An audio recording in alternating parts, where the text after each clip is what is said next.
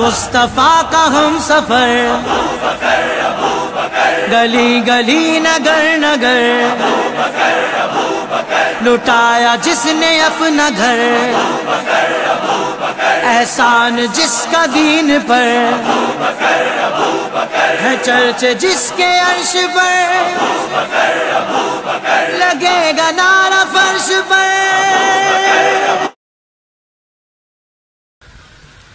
रसूल पाक সাল্লাল্লাহু আলাইহি ওয়াসাল্লাম রাস্তা দিয়ে চলে যাচ্ছে, হযরত জিবরিল আমিনের সাথে সাক্ষাৎ।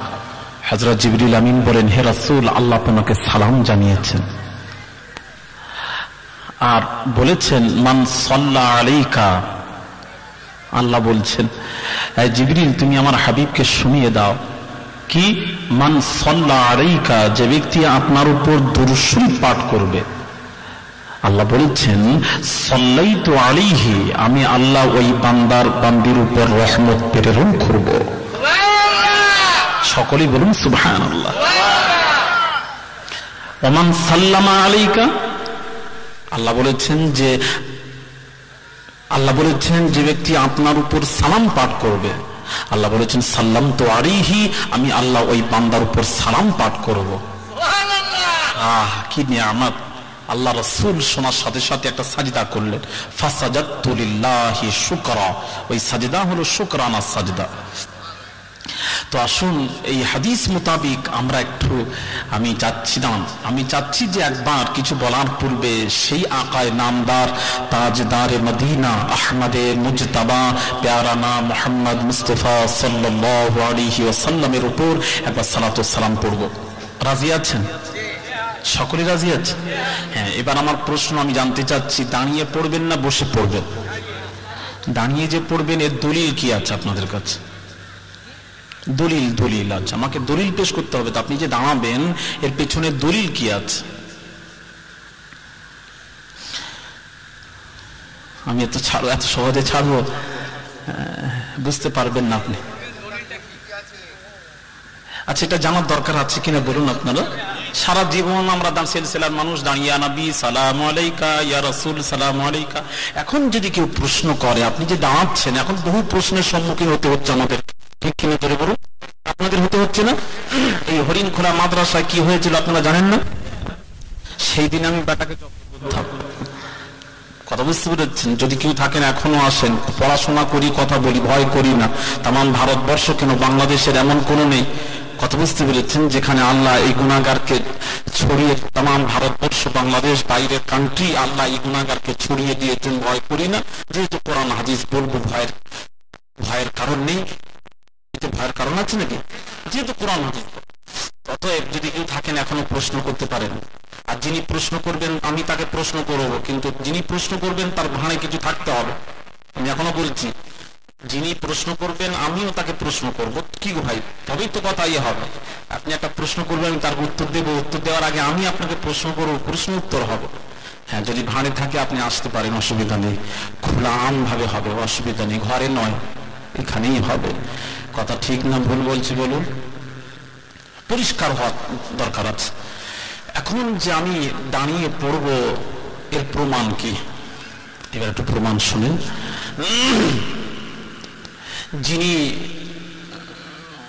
যিনি বলছেন দাঁড়িয়ে, যারা বলছেন, এক শ্রেণীর আলেম ওলামারা বলেছেন দাঁড়িয়ে সালাতু সালাম পড়া যাবে না। আমি তাদেরকে বলি, যদি কেউ থাকেন এখানে, দাঁড়িয়ে পড়া যাবে না এইরকম একটা কোরআন ও হাদিস থেকে দলিল যদি পেশ করতে পারেন, আমি তাকে 1000 টাকা পুরস্কার দেব। শুনিয়ে দেবেন আপনি, আলেম ওলামা আছে, শুনিয়ে দেবেন, অসুবিধা নেই। দেখাতে পারবেন না। আসুন আমরা কিভাবে দরুদ পড়বো, সালাম পড়বো একটু জানার দরকার আছে। কোরআন যা বলবে আপনারা মানবেন? আচ্ছা, আসুন কোরআনকে জিজ্ঞেস করি, কোরআন আমরা দরুদ পড়বো, সালাম পড়বো, কিভাবে পড়বো একটু বলুন। ভাইয়ের আমার, আল্লাহ রাব্বুল আলামিন কোরআন শরীফের মধ্যে ইরশাদ করেন, ইয়া আইয়ুহাল্লাযীনা আমানু সাল্লু আলাইহি ওয়া সাল্লিমু তাসলিমা। আল্লাহ রাব্বুল আলামিন বলেন, ইয়া আইয়ুহাল্লাযীনা আমানু, হে বিশ্বাসীরা, সাল্লু আলাইহি ওয়া সাল্লিমু তাসলিমা, তোমরা নবীর উপর দুরূদ ও সালাম পাঠ করার মতো পাঠ করো। মুতলাক আয়াত, এখানে আল্লাহ বলেছেন তোমরা নবীর উপর দুরূদ পড়ো, সালামও পড়ো। কিভাবে পড়ো আল্লাহ সেটা বলেন না, পড়ো। আপনি চলতে ফিরতে উঠতে বসতে রাসূলের উপর দুরূদ পড়তে পারেন, সালাম পড়তে পারেন। মুতলাক আয়াত, নির্দিষ্ট ভাবে আল্লাহ বলেননি যে দাঁড়িয়ে পড়ো, বসে পড়া যাবে না, এরকম কথা নেই। কোরআন মুতলাক আয়াত, এখানে আল্লাহ বলছেন তোমরা নবীর উপর দুরূদ পড়ো, সালাম পড়ো। কিভাবে পড়ো সেটা আল্লাহ বলেন। এর অর্থ, এখান থেকে অর্থ হবে যে আপনি চলতে ফিরতে উঠতে বসতে আমার নবীর উপর দুরূদ পড়েন, সালামও পড়েন।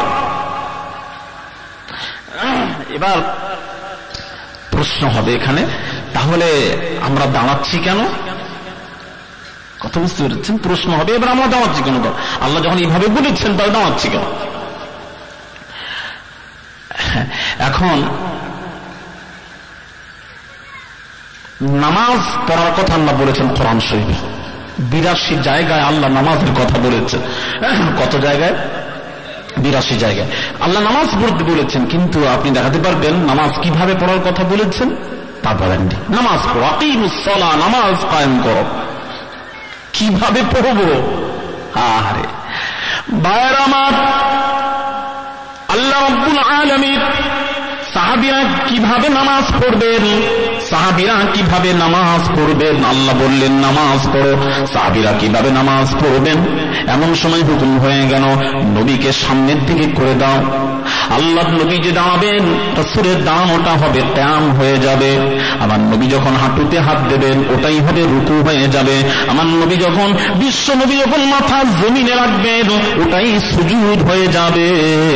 আমার নবী যখন ভাইজান বসে থাকবেন, আমার নবী যখন বসবেন আরামে বসবেন, ওই রাসূলের বসাটাই আত্তাহিয়াত হয়ে যাবে। আমার নবীকে তোমরা গিয়ে দাও সামনের দিকে করে, রাসূল যেভাবে নামাজ পড়েন রাসূলের তোমরা অনুসরণ করো। জোরে জোরে বলুন সুবহানাল্লাহ। ভাইরা আমার, তাই আল্লাহ রাব্বুল আলামিন কোরআন শরীফের ভেতরে তিন ব্যক্তির কথা বলেছেন, অনুসরণ করার কথা বলেছেন। তিন ব্যক্তির কথা এসেছে কোরআনে। আসুন কোরআন থেকে একটু জায়গা নিয়ে নি, আল্লাহ কোরআন কি বলছে শুনুন। আল্লাহ রাব্বুল আলামিন বলেন, আতিউল্লাহ ওয়া আতিউর রাসূলি ওয়া উলিল আমরি মিনকুম। আল্লাহ রাব্বুল আলামিন বলেন আতিউল্লাহ, আমার আতাত করো। কার আতাত? জোরে বলুন, কার আতাত? আল্লাহ। আল্লাহ বলছেন আতিউল্লাহ, আমার করো, আমার আতাত করো, আমার অনুসরণ করো। ওয়া আতিউর রাসূল, তারপর রাসূলের করো, রাসূলের অনুসরণ করো, আতাত করো। তারপর আল্লাহ বললেন ওয়া উলিল আমরি মিনকুম। আল্লাহ রাব্বুল আলামিন বলেন উলিল আমরের আতাত তোমরা অনুসরণ করো। তাহলে ক ব্যক্তি হলো? তিন ব্যক্তির কথা।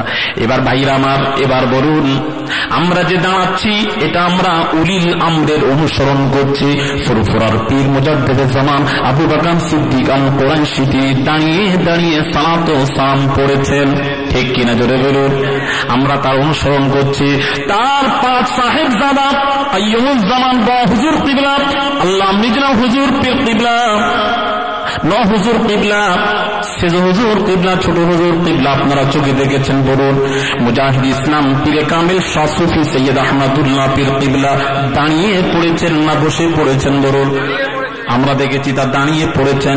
ভাইয়ের আমার, তার খলিফা, বড় খলিফা, উন্নত মানের খলিফা হযরত আল্লামা রুহুল আমিন বসিরহাটি হুজুর দাঁড়িয়ে সালাত ও সালাম করেছেন। তারপর হযরত আব্দুল মাহবুব মেদিনীপুরি দাঁড়িয়ে সালাত ও সালাম পড়েছেন। ডক্টর মোহাম্মদ শহীদুল্লাহ 18 ভাষা এমএ পাস পণ্ডিত দাঁড়িয়ে সালাত ও সালাম পড়েছেন। ফুরফুরা শরীফের মুজাদ্দিদে জামানের খলিফা নিসারউদ্দিন আহমদ সুরসিনা দাঁড়িয়ে সালাত ও সালাম পড়েছেন। ভাইরা আমার, কি গো তাই না? জোরে বলুন তাই না? দাঁড়িয়ে সালাত ও সালাম পড়েছেন। হাজী ইমদাদুল্লাহ মাহাজিরে মাক্কি দাঁড়িয়ে যারা সালাম পড়েন, বাবা শোনো যুবকেরা, বসে পড়া ওটাও পড়া হবে, দাঁড়িয়েও পড়া, দুটো পড়া, কিন্তু দাঁড়িয়ে পড়ার মধ্যে যে মজা আছে সে বসে পড়ার মধ্যে সে মজাটা নেই। আপনি বলবেন কি মজা আছে, শোনেন। হাজী ইমদাদুল্লাহ মাহাজির মাক্কি, আশরাফ আলী থানভী রহমাতুল্লাহ আলাইহি, রশিদ আহমদ গাঙ্গুহি, কাসিম নানতবী, হোসেন আহমদ মাদানী, চারজনের পীর মুর্শিদ হলেন হাজী ইমদাদুল্লাহ মাহাজির মাক্কি। তিনি বলছেন আমি মিলাদে দাঁড়িয়ে কিয়াম পড়তে আমি পছন্দ করি, দাঁড়িয়ে সালাতুস সালাম পড়তে পছন্দ করি। এই কারণে পছন্দ করি, আমি হাজী ইমদাদুল্লাহ মাহাজির মাক্কি যখন দাঁড়িয়ে সালাতুস সালাম পড়ি তখন রাসূলুল্লাহর সাথে আমার জিয়ারত নসিব হয়ে যায়। আমি যখন দাঁড়িয়ে সালাত ও সালাম যখন পড়ি, রাসূলুল্লাহর সাথে বিশ্বনবী রাহমাতুল্লিল আলামিনের সঙ্গে আমার সাক্ষাৎ নসিব হয়ে যায়। তাহলে দাঁড়িয়ে পড়ার মধ্যে মজা আছে কিনা জোরে বলুন। সে মজা তুমি কি বুঝবে মিয়া, তুমি যে বসে আছো তুমি কি বুঝবে? হ্যাঁ, ওলি ওলি বলছো, পীর পীর করছো, পীর তুমি কি বুঝবে? যারা পীরের সোহবতে আছে তাকে জিজ্ঞেস করো, চলে যাও সুফি আব্দুল মোমিন প্রতাপ চন্দ্র সেন, তার কবরে গিয়ে জিজ্ঞেস করো পীর কি জিনিস, সে বলবে। আল্লামা রুহুল আমিন বসিরহাটের কবরে চলে যাও, চলে যাও আপনি পিয়ারডাঙ্গা শরীফ আব্দুল মাহবুব মেদিনীপুরি আব্দুল দাইয়ান নামাজানের কাছে চলে যান, কবরে গিয়ে জিজ্ঞেস করুন। মুজাহিদ ইসলাম পীরে কামেল শাহ সুফি সৈয়দ আহমদুল্লাহ পীর কিবলার কবরে গিয়ে জিজ্ঞেস করুন পীর কি জিনিস, ঠিক কিনা জোরে বলুন। তারাই বলবে আপনি আমি কি বুঝবো পীর, পীর পীরটা কি জিনিস? পীর মানে তো বুড়ো। কথা বুঝতে পেরেছে? আজকাল এক শ্রেণী মানুষরা পীরের নাম শুনলে নাক ছিটকায়, ঠিক কিনা জোরে বলুন। এরা পীর পীর বলে, এরা বলে কি পীর হলো কোরআন। এদের কথা হচ্ছে পীর হলো কোরআন। এখন কথা বেকার বাড়ান নেই, আমাকে রাগান নেই, আমাকে রাগালে অসুবিধা আছে। আমি চাচ্ছি আমাকে তোমরা কিছু করো, একটা ঘাঁটাও, ঘাঁটালেই পাবে কিছু, না ঘাঁটালে পাবে না তোমরা। আচ্ছা যাক, খায়ের। এখন কথা হলো পীর হলো কোরআন, ঠিক আছে, মাথায় রাখি। তো ভাইজান যে আমরা অলি অলি করছি, অলির পেছনে দৌড়চ্ছি, ভাইজান যে অলির পেছনে দৌড়চ্ছি অলির কথা তো কোরআনে এসেছে, এসেছে কিনা বলুন? কোরআনে নেই? কোরআনে আল্লাহ বলছে ওলিয়া মুর্শিদা, কোরআন বলছে ওলিয়া মুর্শিদা, আলা ইন্না আউলিয়া আল্লাহি লা খাউফুন আলাইহিম ওয়া লা হুম ইয়াহজানুন। ওলির ব্যাপারে কোরআন আল্লাহ বলেছে, কোরআনে বলেছে। ও মিয়া, আমরা তো এমনি ছোটাছুটি করি।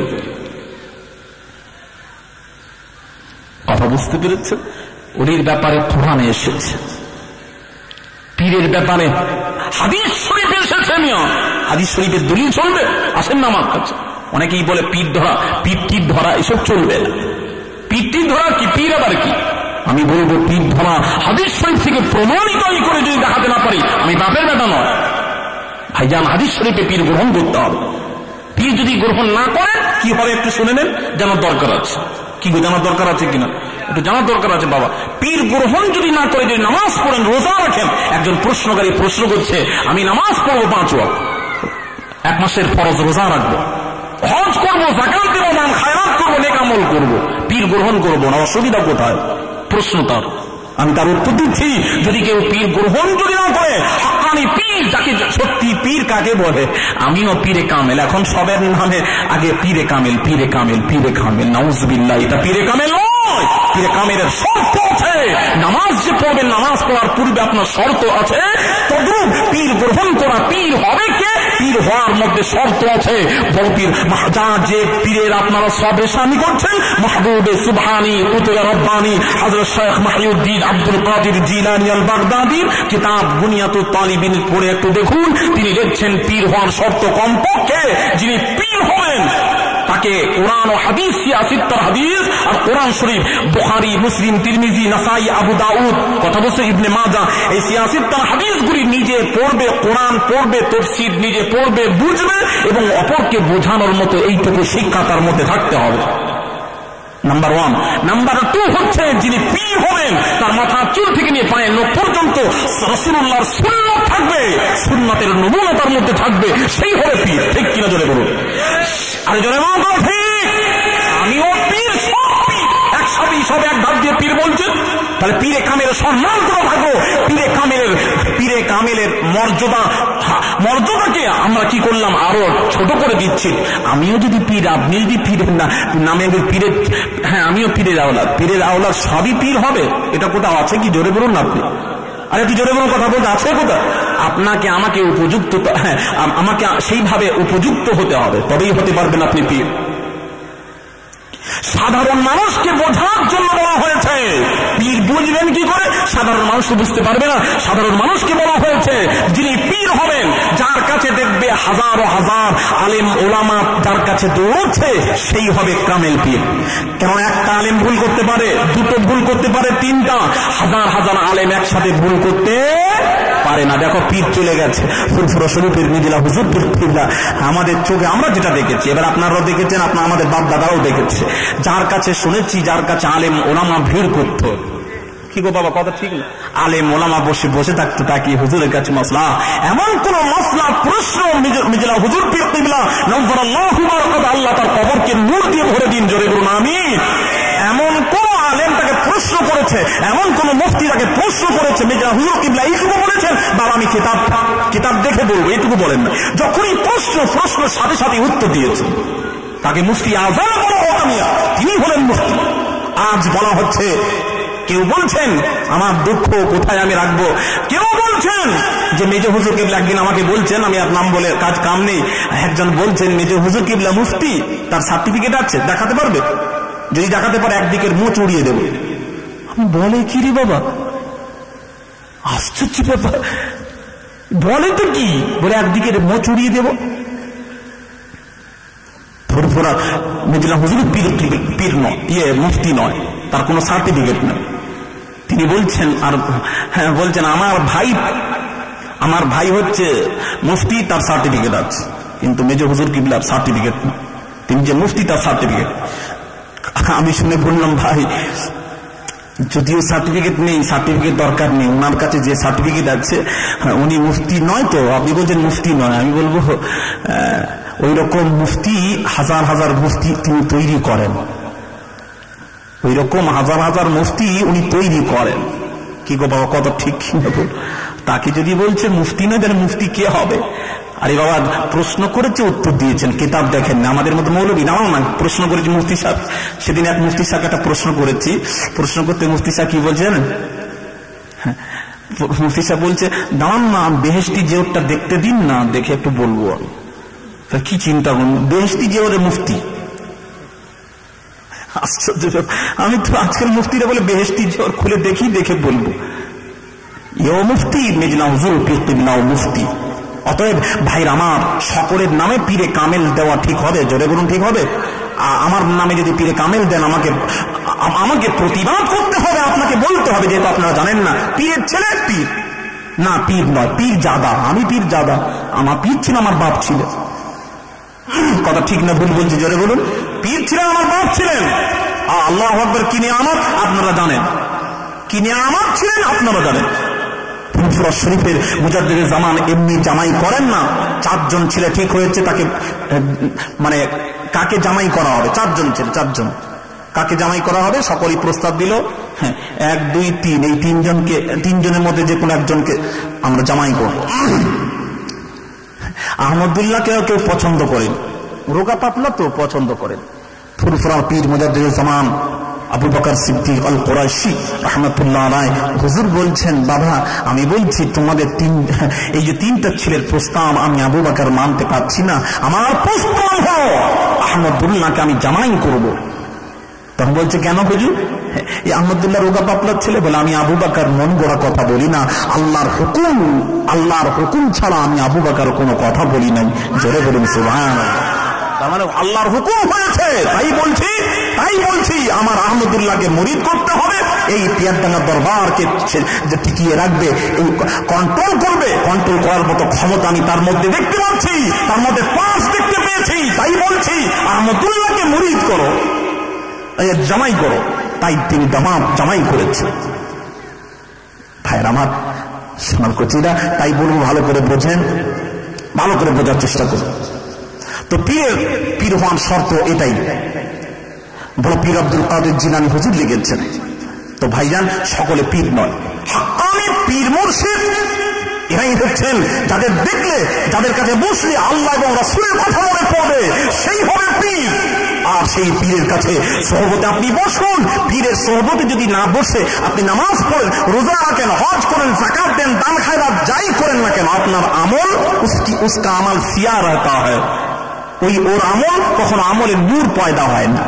এই জন্য বলছি, নূর পয়দা করতে গেলে আপনাকে কামেল পীর মুর্শিদ গ্রহণ করতে হবে। আশরাফ আলী থানভী রহমতুল্লাহ আলাইহি কিতাবের নাম নোট করুন, আদাবুল মুআশিরাত কিতাবের মধ্যে তিনি লিখছেন, ইলমুল উলামা কিতাবের মধ্যে লিখছেন, পীর সোহবতে কামিলিন আল্লাহ ওয়ালাদের সোহবত মেরে নজদিক ফরজ আইন है।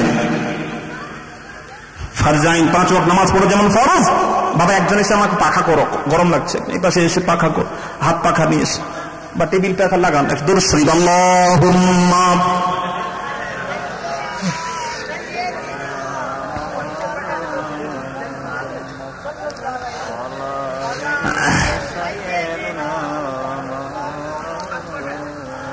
মোহাব্বত দরুদ শরীফ আল্লাহুম্মা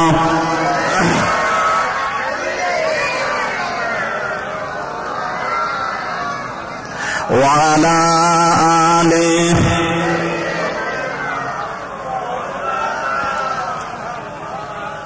ভাইরা আমার, যেহেতু বড় পীর আব্দুল কাদের জিলানী সবরেশানি, তাই ওলিদের সম্পর্কে কিছু কথা বলবো। আপনারা শুনবেন সকলে? আরে জোরে বলুন না, সকলে শুনবেন?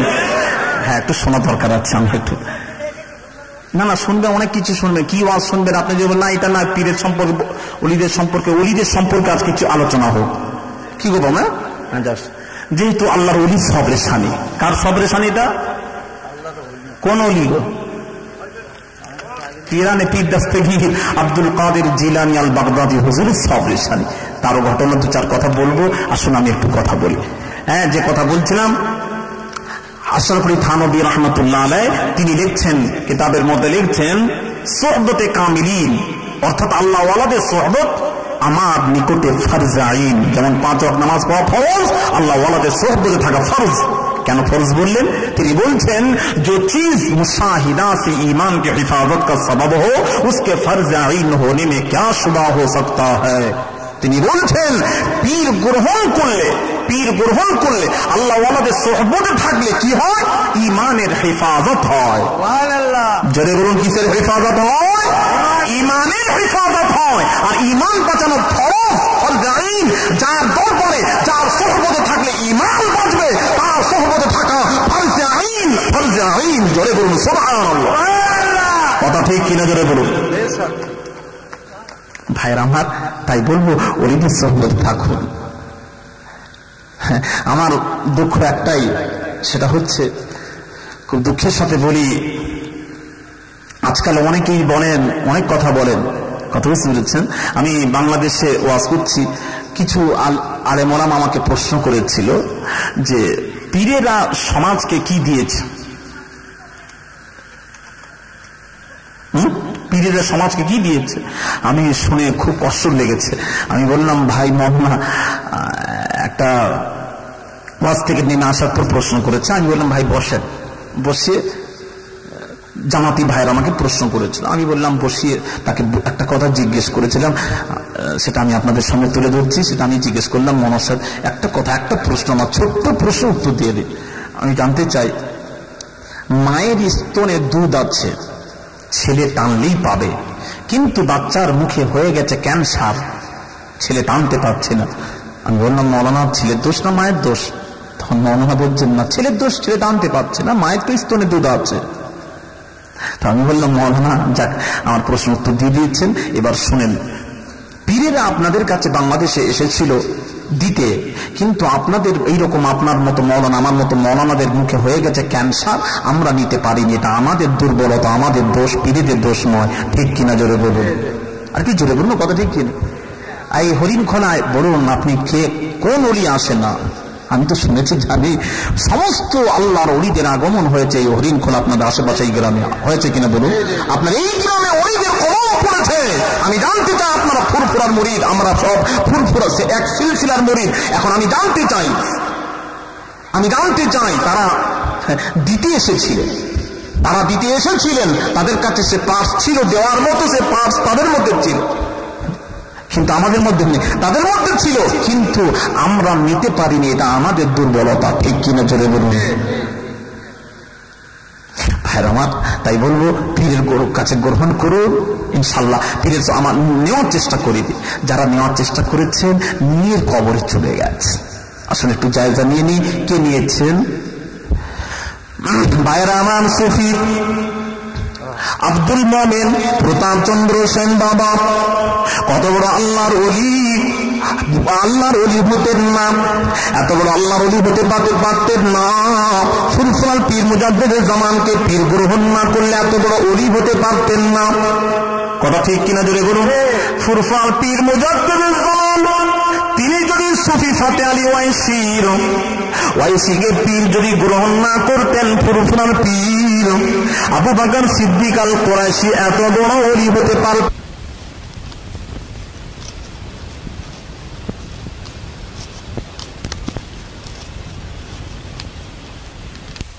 জুতো সিধা না করলে আপনি কামেল মুকাম্মল হতে পারবেন।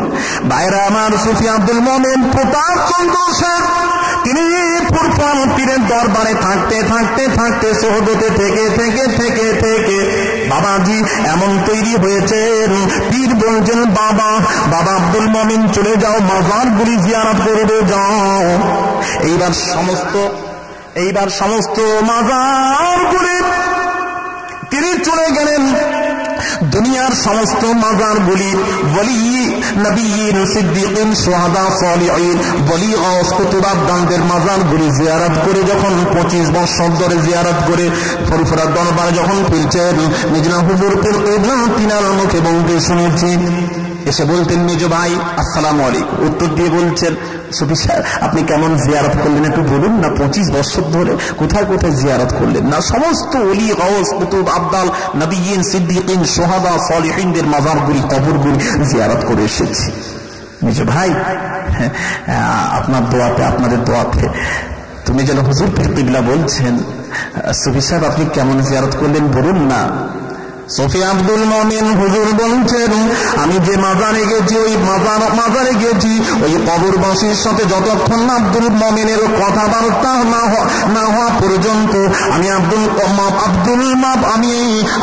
আমি সুফি আব্দুল মোমেন ওই কবর থেকে উঠি নাই। জোরে বলুন না সুবহানাল্লাহ, জোরে বলুন না সুবহানাল্লাহ। যে কবরে গেছি সেই কবরবাসীর সাথে আমার যতক্ষণ না কথা না হওয়া পর্যন্ত আমি সেই কবর থেকে উঠি নাই। এটাই না হলো জিয়ারত। আমরাও জিয়ারত করি, ওটাও জিয়ারত এটাও জিয়ারত, দুই জিয়ারতের মধ্যে পার্থক্য আছে। কি আছে কিনা ভাইজান? কি নিয়ামত ছিলেন ভাইজান। আমি বলি শোনেন, বাবাজি ওলি দরবারে ঠাকুর অনেকেই বলেন, ব্যথা লাগে, বলে পীরেরা কি দিয়েছে, পীরেরা কি দিয়ে না, পীরেরাই তো দিয়েছেন।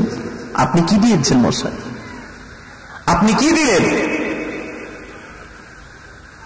যারা দিয়েছেন পীরেরা দিয়েছেন। পীরের সহবতে থেকে তারা কামেল মুকাম হয়েছে, পীর গ্রহণ করতে হয়েছে, পীরে গ্রহণ করে কত আল্লাহর ওলি হয়েছেন। ভাইজান আপনাকে একটা ওসিলা ধরতে হবে, পীর গ্রহণ করতে হবে। পীর না ধরলে আপনি সঠিক পথে আপনি পৌঁছতে পারবেন না।